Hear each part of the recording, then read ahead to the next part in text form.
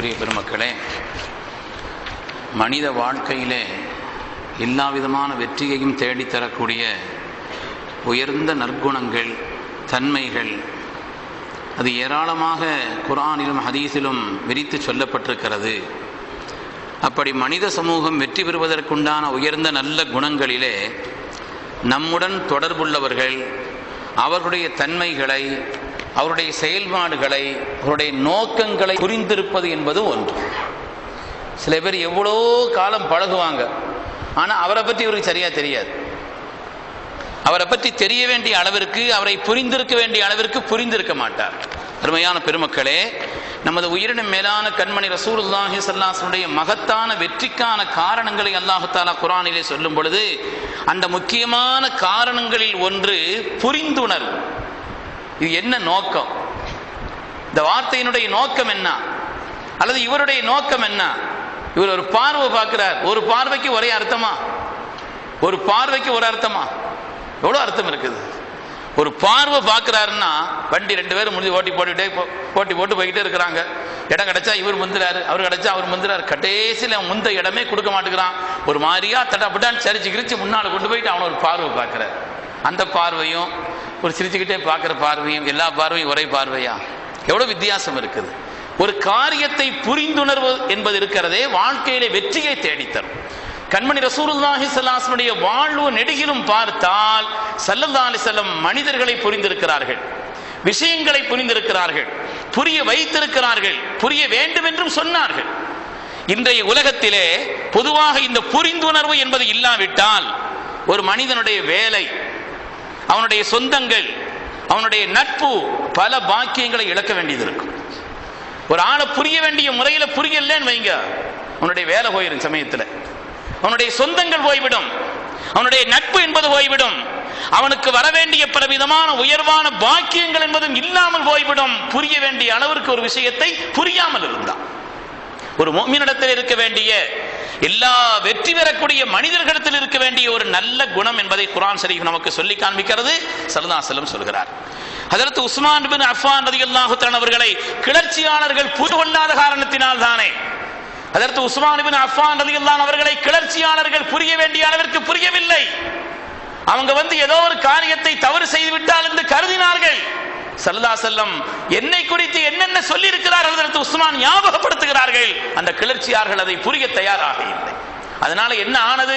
லிகுல்லி நபியின் ரஃபீகுன் வ ரஃபீகி ஃபில் ஜன்னதி உஸ்மான். அல்லாஹ் தஆலா சொர்க்கத்தில் ஒவ்வொரு நபிமார்களுக்கும் நெருக்கமான ஒரு தோழரை வைப்பான். அப்படிப்பட்ட சொர்க்கத்தில் என்னுடைய தோழர் ஹஜ்ரத் உஸ்மான் இப்னு அஃபான் ஸல்லல்லாஹு அலைஹி வஸல்லம் சொன்னார்.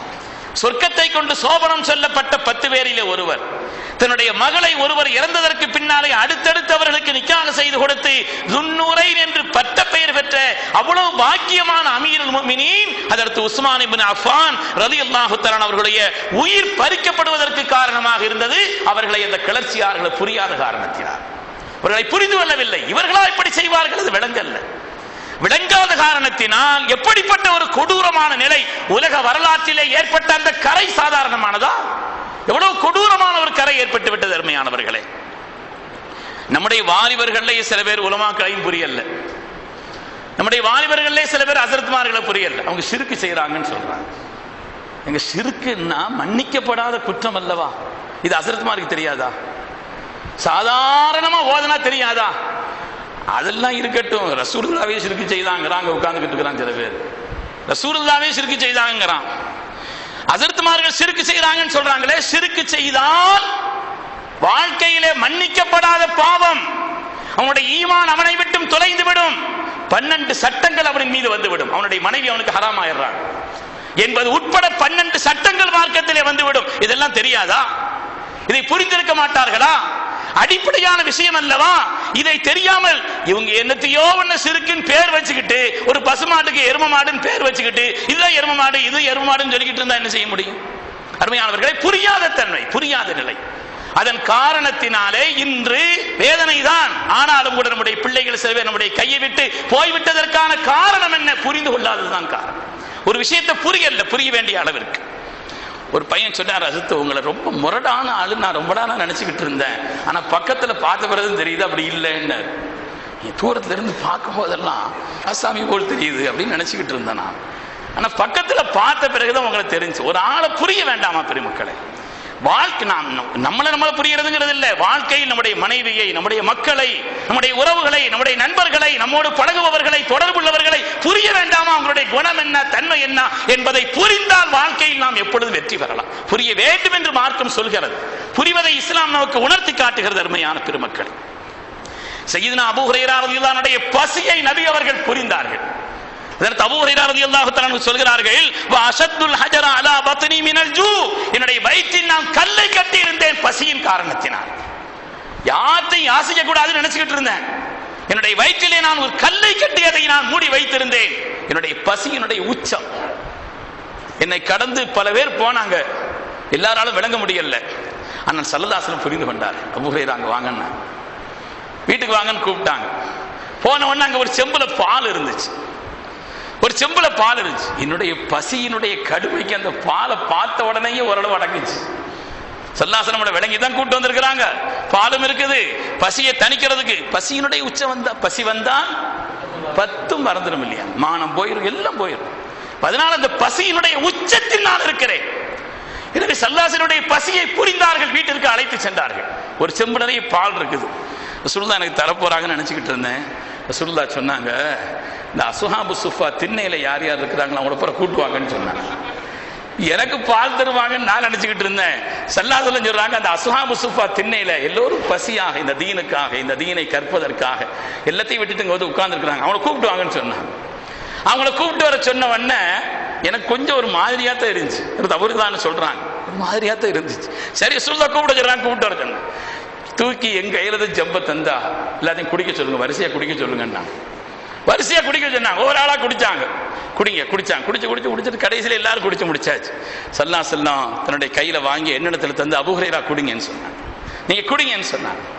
நான் குடிச்சேன். இன்னும் கொஞ்சம் குடிங்கன்னா இன்னும் கொஞ்சம் குடிச்சேன். இன்னும் கொஞ்சம் குடிங்கன்னு ஸல்லல்லாஹு அலைஹி வஸல்லம் சொன்னார்கள். என்னுடைய வயிறு நிரம்பி விட்டது. முதல்ல வகத் ரவல் கௌமு குல்லுஹும், எல்லோரும் வயிறு நிரம்ப பாலை குடித்தார்கள். அது ஸல்லல்லாஹு அலைஹி வஸல்லம் அற்புதம். அது ஒரு செம்பு வாளை எப்படி எல்லாரும் குடிக்க முடியும்? அது அல்லாஹு தஆலா கண்மணி நாயகம் ஸல்லல்லாஹு அலைஹி வஸல்லம் கொடுத்த முஅஜிஸாவினுடைய விளைவு.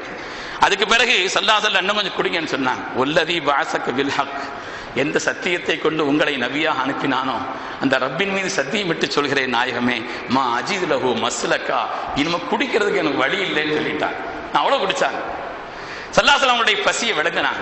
ஆனால் நல்லா குடிக்க சொன்னாங்க.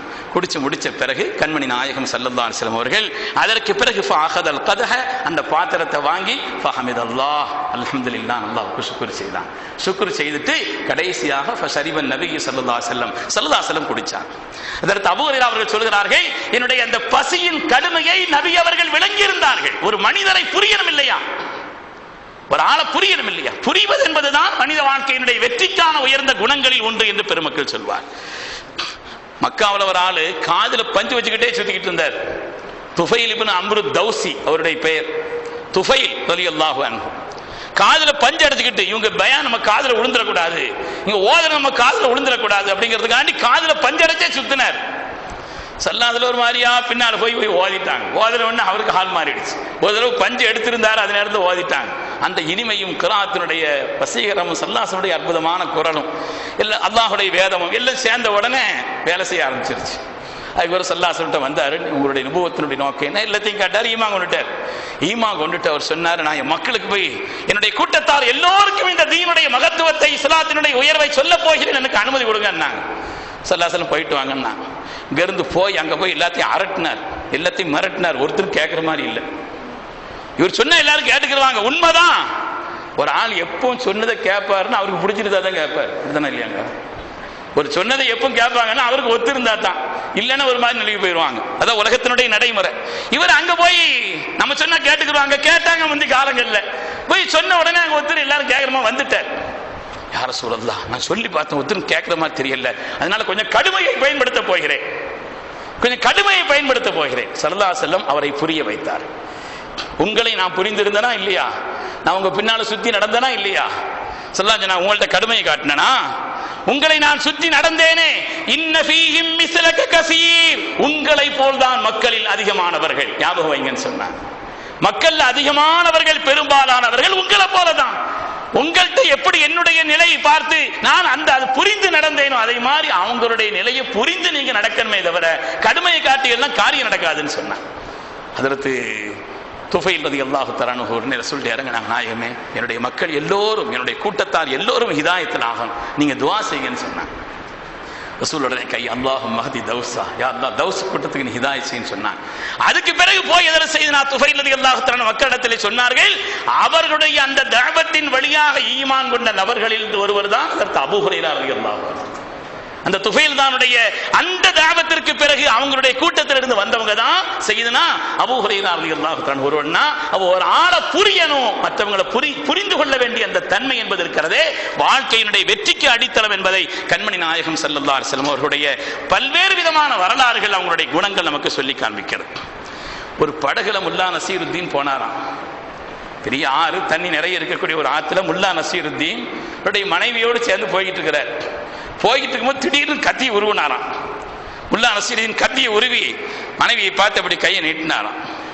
கை நீட்டின உடனே அவர் சிரிச்சான். கொஞ்சம் சிரிக்கிறான். என்ன சிரிக்கிற நீ? நான் எப்படிப்பட்ட ஒரு நிலையில ஒரு கோபத்தோட கத்தியை உன்ட்ட காமிக்கிற, சிரிக்கிறிய என்ன? அந்த மாதிரி சொல்லிச்சான், கத்தி ஆபத்தானதுதான், ஆனா அதனுடைய பிடித்திருக்கக்கூடிய கை அன்பு மயமானது எனக்கு தெரியும்னு சொல்லிச்சாங்க. கத்தி ஆபத்தானதுதான், ஆனா நீங்க உங்க குணம் என்ன, உங்க தன்மை என்ன எல்லாம் எனக்கு தெரியும். இப்பமா பார்த்திருக்கிறேன், எவ்வளவு நாளா கூட இருக்கிறேன். அதனால உங்களுடைய குணம் என்ன, அந்த கத்தியை பிடித்திருக்கக்கூடிய கை என்பது அன்புமயமானது என்பதை நான் அறிந்திருக்கிறேன் என்று சொன்னார்கள். அருமையான பெருமக்களே, ஒரு ஆளை புரிவது என்பது மனிதனுடைய வாழ்க்கையில் வெற்றியை தேடித்தரக்கூடிய உயர்வான குணங்களில் உள்ளது என்பதை பார்க்கிறோம். பெண்கள் இருக்கிறாங்களே, சாதாரணமாக அவங்களுடைய உணர்ச்சிகளையோ தன்மைகளையோ வெளிக்காட்டிடவே மாட்டாங்க. நாம தான் டப்புன்னு காட்டிடுவோம். ஒரு ஆணிடத்திலே ஒரு பெண்மணி 40 வருஷம் கூட தன்னுடைய தன்மையை மறைத்து வைக்கலாமா? உளவியல் ஆய்வாளர்கள் சம்பந்தப்பட்ட ஆய்வு செய்து சொல்றாங்க. பெண்கள் தங்களுடைய உணர்ச்சிகளை தங்களுடைய தன்மைகளை அவ்வளவு சீக்கிரத்தில் வெளிப்படுத்திடவே மாட்டாங்க. ஆனாலும் கூட தங்களுடைய மனைவியர்கள் அவ்வளவு பேருடைய தன்மைகளையும் குணங்களையும் அவங்களுடைய நிலைகளையும் தெளிவாக விளங்கி இருந்தார்கள். இந்த உலகத்திற்கு அதை விளங்க வேண்டும் என்பதற்கு நமக்கு வழிகாட்டினார்கள் கண்மணி முஹம்மது ரசூலுல்லாஹி ஸல்லல்லாஹு அலைஹி வஸல்லம். ஆயிஷா நாய்க்கு விட்டு சொன்னாங்க, ஆயிஷா உங்களுக்கு என் மேல எப்பவும் கோபம், எப்ப என் மேல ரொம்ப திருப்தி அது எனக்கு தெரியும்னு சொன்னாங்க. அது எப்படி தெரியும்னு கேட்டாங்க.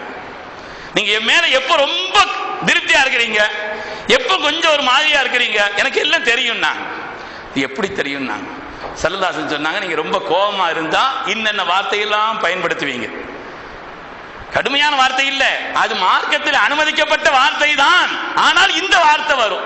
திருப்தியா இருந்துச்சுங்கன்னா அந்த நேரத்தில் இந்த வார்த்தை வரும். அல்லாஹ்வுடைய ஹபீபே சத்தியம், இது உண்மைன்னு சொன்னாங்க. புரிந்திருந்தார்கள் அர்த்தம். சாதாரணமாக பெண்களை பொறுத்தவரை தங்களுடைய தன்மைகளை உணர்ச்சிகளை தங்களுடைய குணங்களை அவ்வளவு சீக்கிரம் வெளிப்படுத்தி காட்டாத அப்படிப்பட்டவர்களிடத்திலே கூட அவங்களுடைய தன்மையை புரிந்த காரணத்தினால் வாழ்க்கையில் வெற்றி பெற்றார்கள் என்று பெருமக்கள் சொல்கிறார். அருமையான பெருமக்களே, எனவே இந்த புரிந்துணர்வு என்பது சாதாரணமானதல்ல. புரிந்துணர்வு என்பது சாதாரணமானதல்ல. ஹாத்திப் இப்னு அபீ பல்தஆ ரலியல்லாஹு தஆலா பத்ர்ல கலந்து கொண்ட ஒரு சஹாபி, பத்ர்ல கலந்துகிட்ட ஒரு சஹாபி. ஸல்லல்லாஹு அலைஹி வஸல்லம் மக்காவினுடைய குஃபார்களுக்கு எதிராக ஒரு நடவடிக்கை எடுத்தாங்க. ஒரு ரகசிய நடவடிக்கை, ராணுவ நடவடிக்கை, ஆனால் ரகசியமான நடவடிக்கை. இந்த ரகசியத்தை இதற்கு ஹாத்திப் அவர்கள் தெரியாம ஒரு ஆள்கிட்ட சொல்லி விட்டுட்டார்.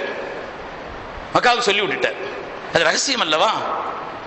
அது ராணுவ குற்றம் அல்லவா? அது ராணுவ ரகசியத்தை வெளிப்படுத்துறது எவ்வளவு பெரிய, அது ஒரு துரோகமானது. ஸல்லல்லாஹு அலைஹி வஸல்லம் ஹஜ்ரத் அலி ரலியல்லாஹு தஆலா அன்ஹு சஹாபியை கூப்பிட்டு சொன்னாங்க, இந்த ரவுதத் ஹாஹ்னு ஒரு தோட்டம் இருக்குது, அந்த தோட்டத்தை கடந்து ஒரு அம்மா போய்கிட்டு இருக்கிறாங்க. அந்த அம்மாட்ட ஒரு தலையில் ஒரு கடிதம் வச்சிருக்கிறான். அந்த கடிதத்தை மக்காவை கொண்டு போறா, அது வாங்கிட்டு வாங்க, அதை எடுத்துட்டு வந்துருங்கன்னாங்க. அலில் தான் நேராக போனாங்க. கடிதத்தை தான் கேட்டாங்க. எங்கிட்ட ஒன்றும் கடிதம்லாம் இல்லைன்னு அந்த அம்மா. ஒழுங்கா தர்றியா, நாங்கள் எடுக்கட்டுமான்னு கேட்டாங்க. நீ ஒழுங்கா தர்றியா, நாங்கள் எடுக்கட்டுமான்னு. அந்த அம்மா பார்த்துச்சு, இவ்வளோ உறுதியாக சொல்றாங்கிறதுனால அவங்க விளங்கி தான் வந்திருக்கிறாங்கன்னு சொல்லிட்டு கடிதத்தை கொடுத்துருச்சு. அவ இந்த காரியத்தை செய்தது யார்? உமர்தானுக்கு சரியான கோபம் வந்துருச்சு. உமர்தான் சொன்னாங்க, நாயகமே இதை செய்தது யார்? யாராக இருந்தாலும் அவர்கள் நீங்கள் உத்தரவிட்டால் அவர்கள் தண்டிக்கப்பட வேண்டும் என்று சொன்னார்கள். ஸல்லல்லாஹு அலைஹி வஸல்லம் யாருன்னு பார்த்தாங்க. அதை செய்தவர்கள் ஹாத்திப் ரலியல்லாஹு தஆலா அவங்க தான். ஆனால் ஸல்லல்லாஹு அலைஹி வஸல்லம் சொன்னாங்க, ஹாத்திப் நல்ல மனுஷன் சொன்னாங்க. ஏன்னு சொன்னா மக்காவில் இந்த ரகசியத்தை, ராணுவ ரகசியத்தை வெளிப்படுத்தணுங்கிறது அவருடைய நோக்கம் அல்ல. மக்காவில் அவருடைய குடும்பத்தார் 2-3 பேர் இருக்கிறாங்க, அவருக்கு பாதுகாப்புக்கு யாருமே இல்லை. அதனால அவங்களுக்கு இந்த செய்தியை சொன்னாரே தவிர அவருடைய நோக்கம்ங்கிறது இந்த ரகசியத்தை வெளிப்படுத்துவதல்ல, அதனுடைய உள்நோக்கத்தை புரிந்தார்கள். அத்தோடு அவர் பதிரிலே கலந்து கொண்ட சஹாபி ஸல்லல்லாஹு அலைஹி வஸல்லம் சொன்னாங்க, ஏமரு மாஷியத்தும், பதிரில் கலந்து கொண்டவர்களுக்கு அல்லாஹ் சோபனம் சொல்லிவிட்டான், நீங்கள் என்ன செய்தாலும் அல்லாஹ் உங்களை மன்னிச்சிட்டான்னு சொன்னா. ஹாத்திப் நல்லவர்னு சொன்னான். அந்த ஹாத்திபை புரிந்தார்கள்.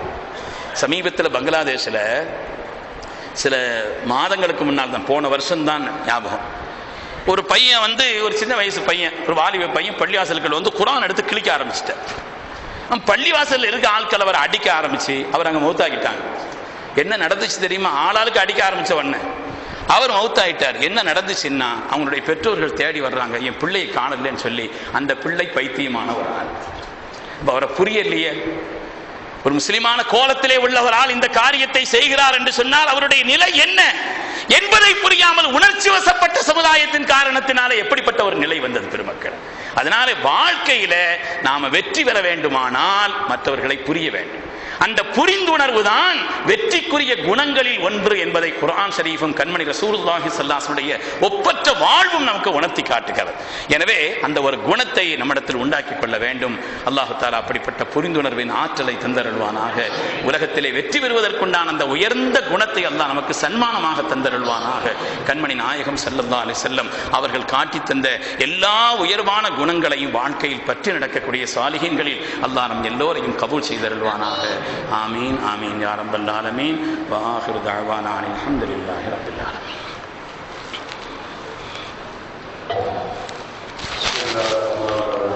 பிஸ்மில்லாஹிர் ரஹ்மானிர் ரஹீம்.